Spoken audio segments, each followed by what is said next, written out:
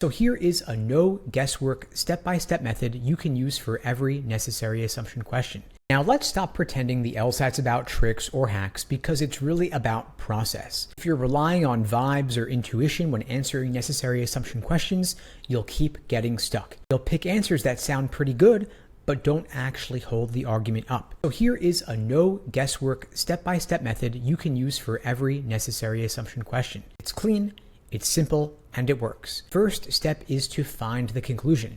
This is the first and most important step, and most students mess it up. The LSAT is not going to label the conclusion for you. Sometimes it's at the end, or at the beginning, or buried in the middle. But you can't evaluate an assumption unless you know what the author is actually trying to prove.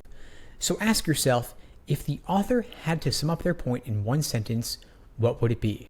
That is your conclusion, and the rest is setup. Then step 2, find the premise or premises. That's the evidence. It's the reasons the author gives to support that conclusion. This might be one sentence or it could be several. Look for keywords like because, since, or after all. These often signal that what follows is support, not the main point. And you don't need to analyze these too deeply yet, just find them. Then step 3, spot the gap.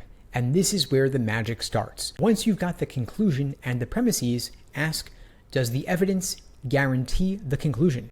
If the answer is no, and it always is no, then there is a gap. Something is missing. The author is assuming something without saying it, and your job is to find it. That gap could be a leap in logic, in which case you need a connector, or it could be a potential risk, in which case you need a blocker. This is where you move from passive reading to active diagnosis. You are no longer absorbing, you are interrogating the argument. Then step 4, predict the assumption.